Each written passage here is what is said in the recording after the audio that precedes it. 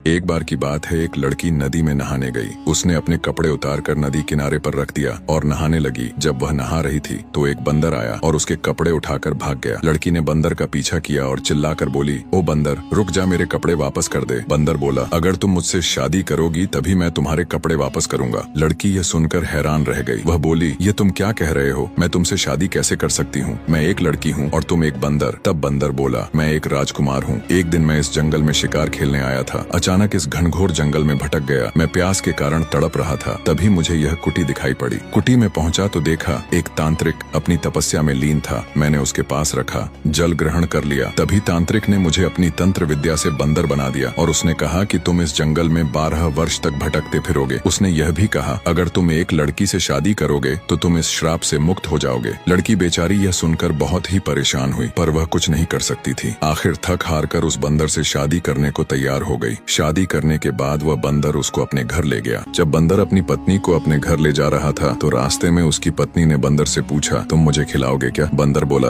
मैं तुम्हारे लिए लोगों के खेत से अनाज चुरा कर लाऊंगा, वही तुमको खिलाऊंगा। इस तरह दोनों एक साथ रहने लगे। अब बंदर अपनी पत्नी के लिए लोगों के खेतों से मक्का और चावल चुरा कर लाता। वह उसी को पकाती और खाती। वह लड़की उस बंदर के साथ रहती जरूर थी, पर वह हमेशा यही सोचती रहती कि किस तरह वह बंदर के घर से भाग जाए। एक दिन जब उसका बंदर पति बाहर गया हुआ था तो उसने उसकी बूढ़ी माँ जो उसी घर में रहती थी उसे मार दिया। उसकी पत्नी ने उसकी खाल पहनकर बैठ गई। जब बंदर घर वापस आया तो उसने माँ को देखकर पूछा, माँ, मेरी पत्नी कहाँ है? उसकी पत्नी जो उसकी माँ बनी बैठी थी वह बोली, बेटा, मुझे क्या मालूम तेरी पत्नी कहाँ है, कहीं भाग गई होगी। यह सुनकर बंदर पति बहुत गुस्सा हुआ और बोला, तुमको नहीं पता कि मेरी पत्नी कहाँ भाग गई? अच्छा तो यही है कि तुम भी कहीं भाग जाओ। इतना कहकर उसने कई बार डंडे से पीटा। लड़की यह सुनकर बहुत खुश हुई और बोली, ठीक है, यदि तुम मुझे इस घर में नहीं देखना चाहते तो मैं अभी इस घर से चली जाती हूँ। इतना कहकर बंदर पत्नी जितनी तेज भाग सकती थी उतनी तेज वहाँ से भाग निकली। भागते भागते वह एक घनघोर जंगल में जा पहुंची। वह बहुत थक गई थी तो उसने सोचा, घर बहुत दूर है, क्यों ना थोड़ा आराम कर लिया जाए। उधर बंदर पति ने अपनी माँ के शरीर के कंकाल को देखा तो उसके पैरों तले जमीन खिसक गई। उसने सोचा, हो न हो सारी करामात मेरी पत्नी की ही है। इतना कहकर वह जोर जोर से चीखने चिल्लाने लगा। उधर बंदर पत्नी कैसे भी करके अपने भाइयों के घर पहुंच गई। उसने अपने भाइयों से आदि से अंत तक सारा हाल कह सुनाया। उसने अपने बंदर पति पर एक से बढ़कर एक जान से मारने के इल्जाम लगाए। ये सब सुनकर उसके भाई भी बहुत गुस्सा हुए और बहन के पति को अपनी बंदूक से गोली मारने चल दिए। बंदर के घर पहुंचे तो देखा